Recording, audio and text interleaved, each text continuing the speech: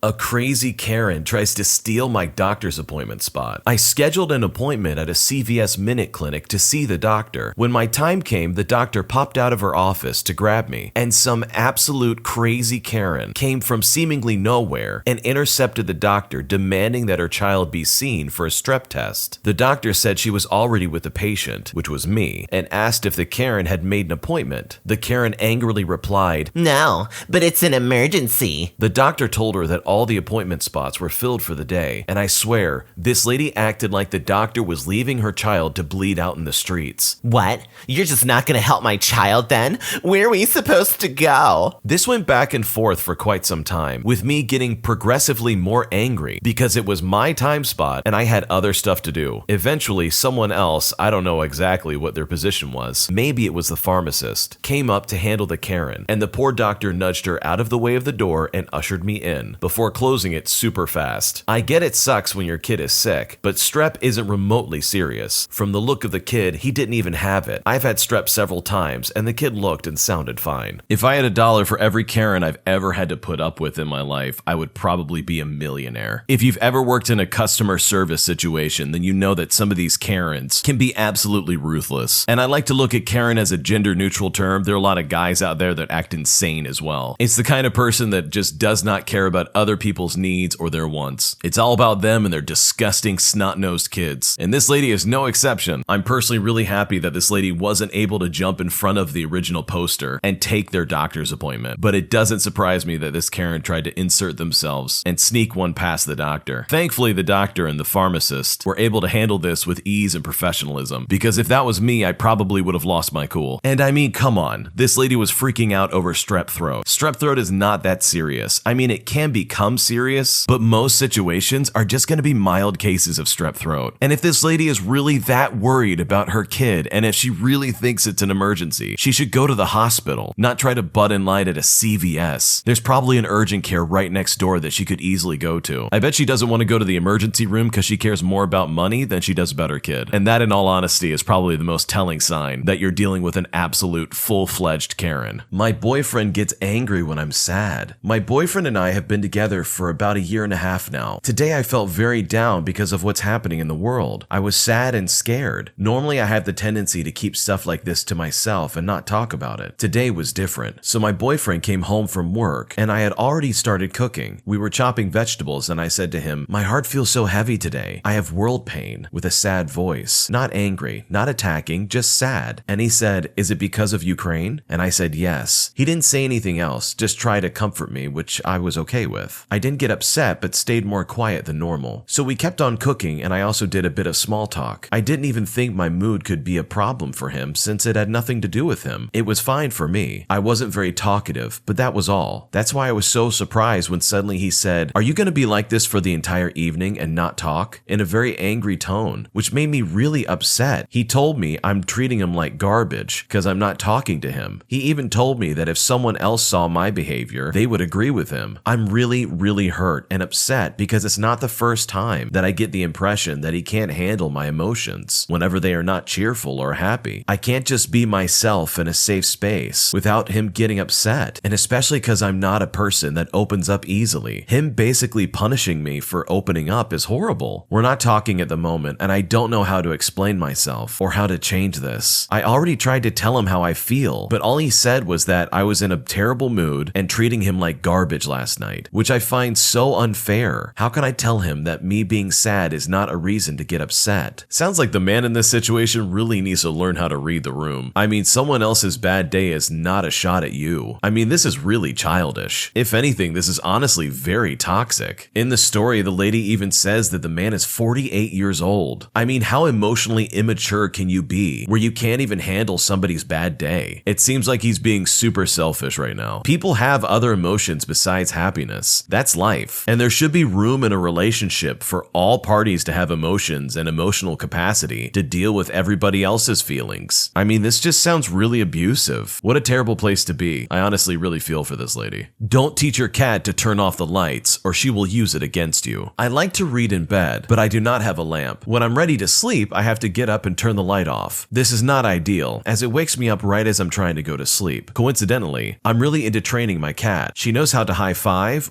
wave, jump through a hoop, etc. So when I ran into the light problem, my first thought was, I'll train the cat to do it. Training her was hard work for both of us. She had to stand on her hind legs on my desk to hit the light switch, and that kind of thing doesn't come naturally to cats. But after 2 weeks of training, she could consistently turn off the light when I asked her to. This is where things went downhill. I had spent 2 weeks teaching my cat that every time she turned off the light, I would give her a treat. Pretty great, right? So it only makes sense that when she decided that turning off the light was the solution to any problem under the sun. I'm reading and not giving her enough pets, turns off the light. I'm in a work meeting and not responding to her meows, she turns off the light. Anytime my cat does not approve of what I'm doing or feels she's being ignored, she turns off the light. Basically, I had to untrain her by stopping the treats and not giving her attention when she flipped the switch. Very sad because for one, it was a cool trick, and for two, untraining was confusing the poor kitty. But I'm happy to report that she has finally stopped leaving me in darkness every time she wants attention. I've now moved on to harmless tricks, hoping that eventually I can teach her how to play blackjack. I guess there's worse things you could teach the cat, like how to open the door. I know some people who own some cats that they can open up doors and get in places you don't want them to get into, and it's an absolute nightmare. Having them turn on and off a lamp is not that bad when compared to the invasion of privacy that someone will have to endure with a door opening cat. It's really cute, and I think it's really funny, but I can understand the frustration. And trying to untrain that cat from doing that kind of behavior must have been a nightmare. But from the sounds of it, the person telling this story needs to get into cat training. The fact that they were able to train their cat to do that is pretty cool. But I'm predicting that if they're going to teach their cat how to slap objects, pretty soon the cat's going to start slapping them. I accidentally found my boyfriend's engagement ring. My boyfriend knows I'm a clean freak, and I'm constantly cleaning everything inside and out, even the bedside drawers. My boyfriend loves when I'm reorganizing his stuff, as long as I don't throw things away without his permission. So I'm cleaning and reorganizing things when I opened up his bedside drawer to organize it again for the 80th time. Inside, I find this huge box after pulling everything out, and I'm thinking in my head it's got to be earrings or something. So I open it up, and it's an engagement ring. In my defense, it literally looks like all those boxes that you would find earrings in. So I wouldn't think that there was a ring specifically in there. If anything, a necklace or some other large jewelry. The box itself was really big, so it kind of threw me off. Anyways, he's really good at surprises, and I love being surprised. Now I feel so bad I found it. I put it back immediately and left his drawer a mess so he doesn't know I found it. But I most definitely killed the surprise of not knowing he's planning this and what the ring looks like. We have dated for 4 years, but I didn't have a clue he was planning on it anytime soon. For now, I'm just going to try to pretend like I don't know what's happening. This is a classic case of the wrong place at the wrong time. I think it's a really cute story that they're planning on getting married, but it's rough that she found out before he was going to tell her. But in all honesty, this is 100% on the boyfriend for not finding a better place to hide it. He knows from this story that she reorganizes and cleans everything. Why would he pick the most obvious spot to put an engagement ring, like his bedside drawer? That is not a good spot. You gotta lock that away, man. You can't just leave that out in the open. Of course she's gonna find it. The other side of me is thinking, well, maybe he wanted her to find it, so maybe he left it there on purpose. But it's such a weird play. Why on earth would he do that? It seems like to me that the boyfriend was just absolutely careless with this engagement ring, and it's his own fault for letting this fall into his girlfriend's hands. And while she's super excited to get married to her boyfriend, at the end of the day, he kind of ruined the surprise on his own without actually doing anything. But I'm sure this will work out, and it sounds like the girlfriend's still really excited about it. Am I the jerk for calling a coworker by the wrong name for 7 months? I started at a new job in August of last year. It's a small company of 5 full-time staff members and 1 part-timer. I am the newest full-time employee by about 7 years, and the youngest by at least 20. I say this all to mean that as a naturally anxious person, I in no way, shape, or form have felt any ill will, false superiority, or any of those other things towards any of my coworkers. I try to keep to myself and be as least bothersome as possible, knowing I am an outsider to their system. I speak quietly and try to be as polite as possible, and have occasionally shared drinks or parts of my lunch I thought they'd enjoy, trying to be perceived as both out of the way and friendly in case hard times come to our business and layoffs end up being on the table. I thought I had been succeeding on this front until a few days ago. For the first several months at the company, I only really interacted with 3 coworkers on a daily basis, and I would speak to our graphic designer named Mandy maybe once a week or so. I have no idea how or why or when, but at some point, I messed up her name and called her Mary instead. When she didn't correct me on it, my brain instantly decided her name was Mary from then on. Whenever I spoke to coworkers about Mary, nobody corrected me. In all of my conversations with her, which usually began with me calling her Mary, I was never corrected. Similarly, my brain never clicked and called me a moron when those same coworkers would talk about Mandy. Fast forward to a month ago, and they're beginning to have me train on some of Mandy's tasks to lighten her workload. Once or multiple times a week, I interact with her for longer periods of time, and I somehow still didn't catch on until I saw her business cards a few days ago. I realized with horror that I had been calling Mandy Mary for 7 months. I know it upsets people when you call them by the wrong name repeatedly, as I used to have a teacher in middle school that called me by the wrong name all year. So if I had been corrected a single time, I would have been mortified and corrected myself immediately. Now I'm not sure I shouldn't quit and find a nice hole to die in. So much for trying to be liked by my coworkers. I haven't apologized yet because I don't know how to at this point. And even though I've tried committing Mandy to my brain, on occasion, Mary still slips out. I'm getting better about it, but at the same time, it doesn't feel like enough. I'm just confused as to why nobody has tried to correct me this whole time. I feel like such an idiot. I want to make it up to her and apologize, unless it would somehow make things worse. But I really don't know how to do so without making it weird. I was thinking maybe a cake and an apology note, but I don't want to seem like I think it's silly or somehow worth celebrating. What should I do? This is tragic because there's nothing worse than calling someone by the wrong name and then that person never correcting you for 7 months. I mean, how did nobody say anything for 7 months? That is such a long time. If someone was calling me by the wrong name, I would probably correct them right away and just say, hey, it's this instead of this. But to just let it slide for 7 months, ooh, brutal. I can understand where this person's coming from. I would absolutely want to quit and not be there anymore. How horribly embarrassing is that? And why would the coworkers not say anything? That's actually horribly toxic. It's either they blatantly just didn't say anything because they just didn't care, or they willingly didn't say anything and probably made fun of this person behind their back. I mean, I can see both things happening. It just really sucks that they had to be on the receiving end of this. Am I the jerk for not telling my husband I won the lottery? The lottery winning took place back in August 2014. My husband and I were married in October 2014. It wasn't a fortune, but enough to make a difference. After taxes, it came out to right about $480,000. Most people would be over the moon, but I panicked. I didn't want our life to be turned upside down because we had extra money now. I was still legally single at the time, and so I was able to accept it anonymously without the need to tell anyone else. So I didn't tell anyone else. Not a single soul. Not my husband, my parents, siblings, best friends, anyone. Only the state and federal governments. On top of that, my husband has a tendency to spend things we don't need and that aren't going to benefit us in the long run. So I didn't want our money to be blown quickly on stupid stuff like cards and clothes. I opened a new bank account with a national credit card union and put the check in. I got started with a financial advisor by the name of Keith, who guided me into investing in local businesses and real estate. And that's that. It's been sitting there since. Flash forward to today. I'm doing dishes, getting ready to start making dinner, and my phone rings. I can't get to it, but I figure I'll call them back. Then I get a text. No big deal. I'll get to it in a minute. But my husband came into the kitchen and glanced at my phone to let me know who texted me and called me, which he always does if my hands are full. It's my financial advisor, Keith. He called and texted me to let me know my account just hit $1 million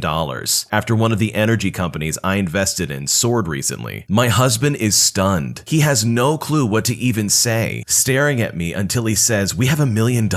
I was so flushed, but finally just sat him down and explained the situation. He's very mad at me for never telling him about this. He asks if my family knows, and I tell him that no one knows except the IRS and my financial advisor. It took him a few hours to finally be able to really talk to me. At the end of the silence, he told me he's proud of me for investing into our future, but he needs a few days to clear his head because he feels like I hid a huge part of myself from him. We might just need to take a vacation now. This is a hilarious story because personally, I would not be upset if my wife came to me and said, "Hey, we're millionaires." Like, that's awesome. That's probably the coolest text I could possibly look for. I think it's silly that the guy in this situation is somehow upset over this. Like, dude, your wife is awesome. She made bank and she prepared for your future. The wife goes on to say that they already make good money from both of the jobs that they have, so they're not hurting at all. This is literally just icing on the cake. This is like retirement funds. These people are set for life if things go as planned. I think it's such a cool story, and it's something that you would hope would happen to you. I don't think the lady's the jerk in this situation because I honestly would have done the same thing. I would have done whatever it takes to make sure that my finances are taken care of, and she did everything correct. So good on her for doing this, because honestly, this is going to benefit her and her family in the long run. Thanks for watching. Don't forget to like, comment, and subscribe for more. Turn on notifications so you never miss a video.